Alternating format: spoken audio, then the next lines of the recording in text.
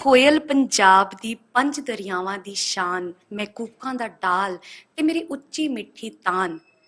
मेरे गुंदे च हुसन पंजाब दा, मेरी सिफत करे जहान। मेरे सीने तड़प पंजाब दी, नित गावां इसदे गीत। मेरा रूप है ढलका मारदा ते मेरे इश्के नाल प्रीत। प्यारे दर्शकों, शहरी दत्ता शो दे विच एक बार फिर तुहाडा सारिਆਂ ਦਾ जी आया ਨੂੰ। ਸਮੇਂ-ਸਮੇਂ ਦੇ ਵਿੱਚ ਅਸੀਂ ਤੁਹਾਡੇ ਰੂਬਰੂ ਉਹ ਖਾਸ ਸ਼ਖਸੀਅਤਾਂ ਕਰਾਉਂਦੇ ਹਾਂ ਜਿਨ੍ਹਾਂ ਨੇ ਆਪਣੀ ਫੀਲਡ ਦੇ ਵਿੱਚ ਇੱਕ ਬਹੁਤ ਖਾਸ ਪਹਿਚਾਣ ਬਣਾਈ ਹੈ। ਵੈਸੇ ਤੇ ਮੇਰੇ ਵੱਲੋਂ ਕਿਸੇ ਵੀ ਇੰਟਰੋਡਕਸ਼ਨ ਦੇ ਉਹ ਮੁਹਤਾਜ ਨਹੀਂ ਹੈਗੇ, ਪਰ ਫਿਰ ਵੀ ਮੈਨੂੰ ਲੱਗਦਾ ਹੈ ਕਿ ਤੁਸੀਂ ਕੁਝ ਨਾ ਕੁਝ ਉਹਨਾਂ ਦਾ ਉਹ ਖਾਸ ਹਿੱਸਾ ਸੁਣਨਾ ਚਾਹੁੰਦੇ ਹੋ, ਖਾਸ ਪਹਿਲੂ ਤੇ ਨਜ਼ਰ ਪਾਉਣਾ ਚਾਹੁੰਦੇ ਹੋ। ਇਸ ਦੇ ਕਰਕੇ ਇਹ ਜਿਹੜੇ ਲਫ਼ਜ਼ ਸੀਗੇ ਅੱਜ ਪ੍ਰੋਗਰਾਮ ਦੇ ਵਿੱਚ ਮੈਂ ਨਜ਼ਰ ਕੀਤੇ ਹੈਗੇ ਆ, ਮੇਰੀ ਬਹੁਤ ਮਨਪਸੰਦ, ਮੈਂ ਬਹੁਤ ਪਿਆਰ ਕਰਦੀ ਹਾਂ ਔਰ ਪਿਆਰ ਦੇ ਨਾਲ ਉਹਨਾਂ ਨੂੰ ਭਾਬੀ ਕਹਿੰਦੀ ਹਾਂ, ਪਰ ਉਹ ਇੱਕ ਖੂਬਸੂਰਤ ਗਾਇਕਾ ਹੈਗੀ ਹੈ, ਉਹ ਇੱਕ ਬਹੁਤ ਪਿਆਰ ਕਰਨ ਵਾਲੀ ਮਾਂ ਹੈਗੀ ਆ ਔਰ ਇੱਕ ਬਹੁਤ ਹੀ ਡੈਡੀਕੇਟਿਡ ਵਾਈਫ ਹੈਗੀ ਆ। ਮੇਰੀ ਮੁਰਾਦ ਡਾਕਟਰ ਮਮਤਾ ਜੋਸ਼ੀ ਦੇ ਨਾਲ। ਹੈਲੋ, ਜਿਨ੍ਹਾਂ ਨੂੰ ਮੈਂ ਪਿਆਰ ਦੇ ਨਾਲ ਭਾਬੀ ਕਹਿੰਦੀ ਆ। ਸੋ ਨਿਊਯਾਰਕ ਵਿਖੇ ਇਹਨਾਂ ਨੇ ਆਪਣਾ ਸਫ਼ਰ ਸ਼ੁਰੂ ਕੀਤਾ, ਡਾਕਟਰ ਮਮਤਾ ਜੋਸ਼ੀ ਨੇ, ਜਿਨ੍ਹਾਂ ਨੂੰ ਤੁਸੀਂ ਇਸ ਵਕਤ ਦੇਖ ਰਹੇ ਹੋ।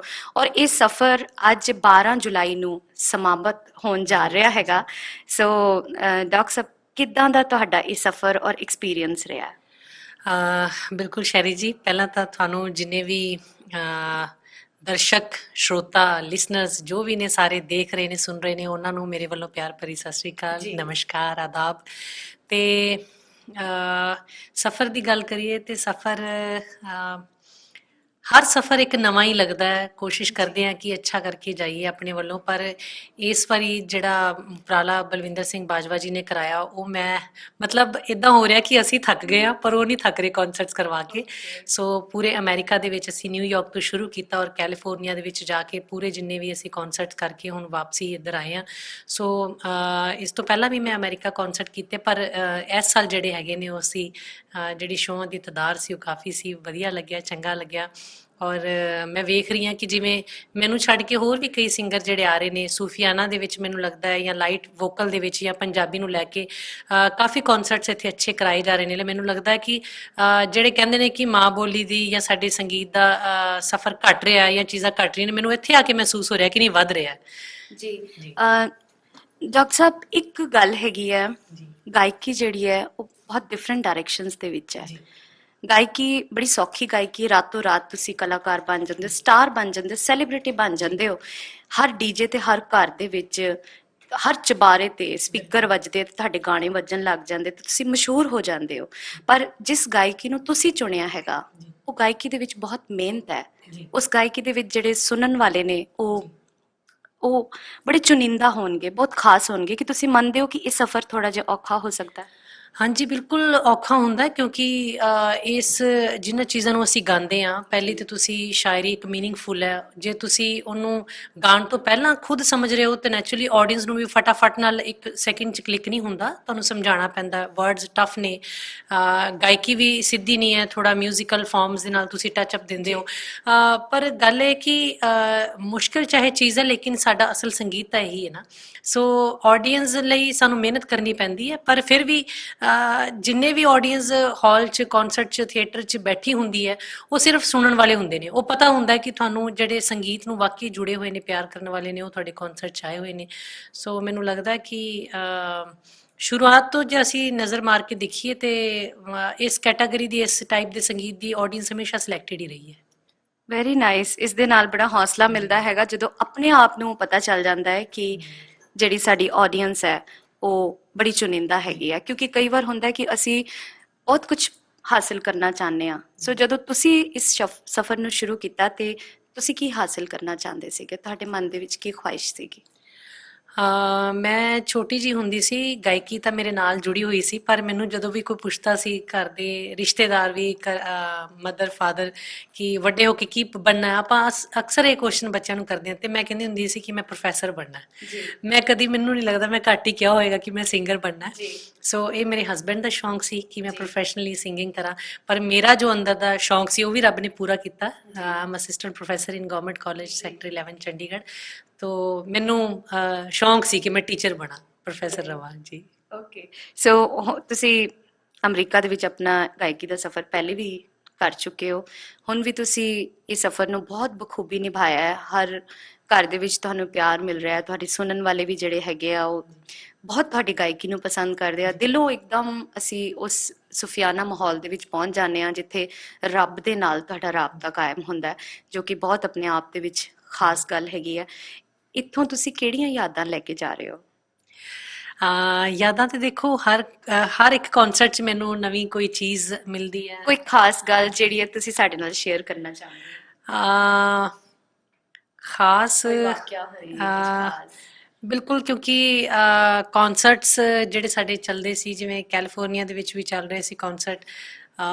ਪਿਆਰ ਇਹ ਕਿ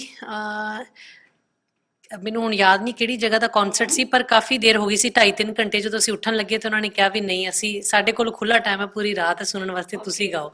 ਸੋ ਉਦੋਂ ਬੜਾ ਚੰਗਾ ਲੱਗਦਾ ਹੈ ਜਦੋਂ ਇਸ ਤਰ੍ਹਾਂ ਦੀ ਆਡੀਅנס ਬੈਠੀ ਹੋਵੇ ਤੁਹਾਨੂੰ ਸੁਣੇ। ਬਿਲਕੁਲ, ਹਾਂ, ਕਿਉਂਕਿ ਕਈ ਵਾਰ ਹੁੰਦਾ ਕਿ ਥੋੜਾ ਜਿਹਾ ਟਾਈਮ ਗਾਇਆ ਤੇ ਲੋਕਾਂ ਨੂੰ ਪਤਾ ਵੀ ਹੁਣ ਅਸੀਂ ਚਲੇ ਜਾਣਾ ਹੈ, ਪਰ ਇਹ ਸੁਣਨਾ ਕਿ ਸਾਡੇ ਕੋਲ ਖੁੱਲਾ ਟਾਈਮ ਹੈ, ਤੁਸੀਂ ਮਜ਼ੇ ਨਾਲ ਗਾਓ।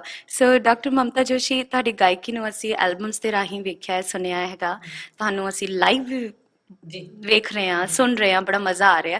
ਸੋ ਇਹ ਜਿਹੜੇ ਤੁਹਾਡੇ ਪਿਆਰ ਕਰਨ ਵਾਲੇ ਨੇ, ਇਹਨਾਂ ਦੇ ਲਈ 2 ਲਾਈਨਾਂ।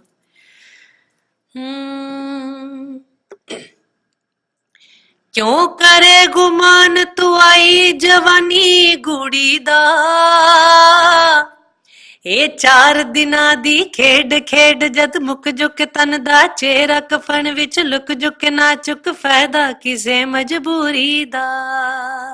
ਕਿਉਂ ਕਰੇ ਗੁਮਾਨ ਤੂੰ ਆਈ ਜਵਾਨੀ ਕੁੜੀ ਦਾ। ਓ ਮਾਈ ਗॉड, ਪਤਾ ਹੈ ਆਵਾਜ਼ ਦੇ ਵਿੱਚ ਜਿਹੜੀ ਖਨਕ ਹੈਗੀ ਆ ਨਾ, ਉਹ ਗੂੰਜਦੀ ਰਹਿੰਦੀ ਹੈ ਦਿਮਾਗ ਦੇ ਵਿੱਚ। ਇਹ ਗਾਇਕੀ ਹੁੰਦੀ, ਤੁਸੀਂ 2 ਲਾਈਨਾਂ ਸੁਣ ਲਿੱਤੀਆਂ ਬਸ, ਪਰ ਜਿਹੜੀ ਤੁਹਾਡੀ ਆਵਾਜ਼ ਹੈ ਨਾ, ਉਹ ਮਤਲਬ ਤੁਹਾਨੂੰ ਆਪਣੇ ਆਪ ਨੂੰ ਲੱਗਦਾ, ਕਹਿੰਦੇ ਬਿਹਤਰ ਬਣਨਾ ਨਾ ਤੇ ਆਪਣੇ ਆਪ ਤੋਂ ਬਣੋ। ਤੇ ਮੈਨੂੰ ਲੱਗਦਾ ਕਿ ਤੁਹਾਨੂੰ ਆਪਣੇ ਆਪ ਨੂੰ ਪਤਾ ਹੈ ਇਹ ਗੱਲ ਕਿ ਤੁਹਾਡੀ ਆਵਾਜ਼ ਦੀ ਜਿਹੜੀ ਖਾਸੀਅਤ ਹੈ। ਬਸ ਪਰਮਾਤਮਾ ਨੇ ਜੋ ਬਖਸ਼ ਕੀਤੀ ਹੈ ਜਿਹੜੀ ਆਵਾਜ਼ ਹੈ, ਕਹਿੰਦੇ ਨੇ ਕਿ ਆਵਾਜ਼ ਤਾਂ ਕੁਦਰਤ ਹੀ ਦਿੰਦੀ ਹੈ, ਰੱਬ ਵੱਲੋਂ ਇਹ ਦਿੱਤਾ ਗਿਆ ਤੋਹਫਾ ਹੁੰਦਾ ਹੈ, ਪਰ ਉਹਨੂੰ ਤੁਸੀਂ ਕਿਸ ਹਿਸਾਬ ਨਾਲ ਮੋਡੀਫਾਈ ਕਰਦੇ ਹੋ, ਤੁਸੀਂ ਟ੍ਰੇਨਿੰਗ ਲੈਂਦੇ ਹੋ, ਸੋ ਉਹਦਾ ਫਰਕ ਪੈਂਦਾ। ਲੇਕਿਨ ਇਹ 'ਚ ਕੋਈ ਸ਼ੱਕ ਨਹੀਂ ਕਿ ਅੱਜ ਕੱਲ੍ਹ ਸਿੰਗਰ ਕੋਸ਼ਿਸ਼ ਕਰ ਰਹੇ ਨੇ ਟੈਕਨੀਕਲ ਮਸ਼ੀਨਾਂ ਨੂੰ ਯੂਜ਼ ਕਰਕੇ ਆਵਾਜ਼ ਨੂੰ, ਲੇਕਿਨ ਆਵਾਜ਼ ਜਿਹੜੀ ਕੁਦਰਤ ਨੇ ਦਿੱਤੀ ਮੈਨੂੰ ਲੱਗਦਾ ਉਹੀ ਹੁੰਦੀ ਹੈ ਜੀ।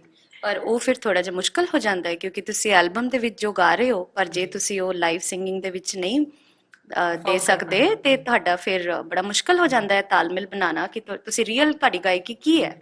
ਇਹ ਗੱਲ ਤੇ ਬਿਲਕੁਲ ਠੀਕ ਹੈ। ਸੋ ਡਾਕਟਰ ਮਮਤਾ ਜੋਸ਼ੀ, ਜਿਨ੍ਹਾਂ ਨੂੰ ਤੁਸੀਂ ਲਾਈਵ ਸੁਣਦੇ ਹੋ ਤੇ ਇਹੀ ਆਵਾਜ਼ ਸੁਣਨ ਨੂੰ ਮਿਲੇਗੀ, ਜਿਨ੍ਹਾਂ ਦੀ ਤੁਸੀਂ ਐਲਬਮ ਜਾਂ YouTube ਜਾਂ ਤੁਸੀਂ ਕਿਤੇ ਵੀ ਵੀਡੀਓ ਦੇਖੋਗੇ ਤੇ ਇਹੀ ਆਵਾਜ਼ ਹੈ। ਇਸ ਆਵਾਜ਼ ਦੇ ਵਿੱਚ ਨਾ ਕੋਈ ਕਿਸੇ ਤਰੀਕੇ ਦੀ ਮਿਲਾਵਟ, ਕੋਈ ਹੇਰ ਫੇਰ ਨਹੀਂ ਹੈਗਾ। ਸੋ ਬੜੀ ਸੁੱਚੀ ਸੁੱਚੀ ਸੱਚੀ ਇੱਕ ਪਿਆਰੀ ਸੁੱਚੀ ਆਵਾਜ਼ ਹੈਗੀ ਹੈ, ਜਿਹੜੀ ਜਿਸ ਨੂੰ ਹਰ ਰੂਪ ਦੇ ਵਿੱਚ ਕਹਿੰਦੇ ਵੀ ਤੁਹਾਡੇ 2 ਜਿਹੜੇ ਚਿਹਰੇ ਹੈਗੇ ਆ ਉਹ ਨਹੀਂ ਹੈਗੇ।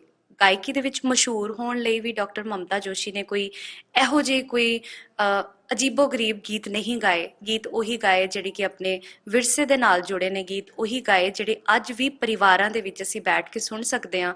ਗੀਤ ਉਹੀ ਤੁਹਾਡੀ ਨਜ਼ਰ ਕੀਤੇ ਹੈਗੇ ਆ ਜਿਨ੍ਹਾਂ ਨੂੰ ਤੁਸੀਂ ਯਾਦ ਕਰ ਸਕੋ, ਗੁਣਗੁਣਾ ਸਕੋ, ਆਪਣੀ ਫੈਮਿਲੀ ਦੇ ਵਿੱਚ ਉਹਨਾਂ ਦੇ ਬਾਰੇ ਜ਼ਿਕਰ ਕਰ ਸਕੋ। ਸੋ ਇਸ ਤਰ੍ਹਾਂ ਦੀ ਖਾਸ ਗਾਇਕੀ ਦੀ ਅੱਜ ਕੱਲ੍ਹ ਸਾਡੇ ਸਮਾਜ ਨੂੰ, ਸਾਡੀ ਪੰਜਾਬੀ ਗਾਇਕੀ ਨੂੰ ਡਾਕਟਰ ਸਾਹਿਬ ਤੁਹਾਨੂੰ ਲੱਗਦਾ ਹੈ ਕਿ ਬਹੁਤ ਜ਼ਰੂਰਤ ਹੈ? ਬਿਲਕੁਲ ਜ਼ਰੂਰਤ ਹੈ, ਕਿਉਂਕਿ ਸਾਡੀ ਜਨਰੇਸ਼ਨ ਗੀਤਾਂ ਦੇ ਨਾਲ ਜੁੜਦੀ, ਸਾਡੇ ਸੱਭਿਆਚਾਰ ਸਾਡੇ ਸਮਾਜ ਦੇ ਨਾਲ ਜੁੜਦੀ ਹੈ। ਉਹਦਾ ਜਿਹੜਾ ਜ਼ਰੀਆ ਹੈ, ਉਹਦਾ ਬ੍ਰਿਜ ਦਾ ਜਿਹੜਾ ਕੰਮ ਕਰਦਾ, ਮੈਨੂੰ ਲੱਗਦਾ ਉਹ ਸੰਗੀਤ ਹੀ ਕਰਦਾ। ਬਿਲਕੁਲ ਠੀਕ ਹੈ। ਬਹੁਤ ਵੱਡੀ ਦੇਣ ਹੁੰਦੀ ਹੈ ਇੱਕ ਔਰਤ ਨੂੰ ਜਦੋਂ ਉਸਦੇ ਪਰਿਵਾਰ ਦੇ ਵਿੱਚ ਉਸਦੇ ਪਿਤਾ ਦਾ, ਉਸਦੇ ਭਰਾ ਦਾ ਹੱਥ ਹੋਏ, ਔਰ ਜਦੋਂ ਉਹ ਵਿਆਹੀ ਜਾਂਦੀ ਹੈ ਤੇ ਉਸ ਤੋਂ ਬਾਅਦ ਉਸਦੇ ਪਤੀ ਦਾ ਹੱਥ ਹੋਏ, ਉਸਦਾ ਸਪੋਰਟ ਹੋਏ, ਉਹ ਸਪੋਰਟ ਪੋਜ਼ਿਟਿਵ ਹੋਏ। ਇਹ ਨਾ ਹੋਏ ਵੀ ਥੋੜੀ ਜਿਹੀ ਦੇਰ ਦੇ ਲਈ ਉਹ ਸਪੋਰਟ ਹੋਏ ਤੇ ਘਰ ਜਾ ਕੇ ਉਹੀ ਫਿਰ ਰੋਟੀਆਂ ਬਣਾਉਣ ਲੱਗ ਗਈ ਤੇ ਘਰ ਬਣਾਉਣ ਲੱਗ ਗਈ। ਸੋ ਡਾਕਟਰ ਮਮਤਾ ਜੋਸ਼ੀ ਨੂੰ ਇਸ ਮੁਕਾਮ ਤੱਕ ਪਹੁੰਚਾਉਣ ਦੇ ਵਿੱਚ ਉਹਨਾਂ ਦੇ ਹਸਬੈਂਡ, ਮੇਰੇ ਬਹੁਤ ਅੱਛੇ ਦੋਸਤ, ਜਿਨ੍ਹਾਂ ਦੇ ਨਾਲ ਮੈਂ ਖੁਦ ਆਪਣੇ ਕਰੀਅਰ ਦੀ ਸ਼ੁਰੂਆਤ ਕੀਤੀ, ਮੈਂ ਬਹੁਤ ਕੁਝ ਉਹਨਾਂ ਤੋਂ ਸਿੱਖਿਆ, ਉਹਨਾਂ ਦੇ ਐਕਸਪੀਰੀਅੰਸ ਨੂੰ ਮੈਂ ਆਪਣੀ ਝੋਲੀ ਦੇ ਵਿੱਚ ਲੈ ਕੇ ਹਾਲੇ ਤੱਕ ਚੱਲ ਰਹੀ ਹੈਗੀ।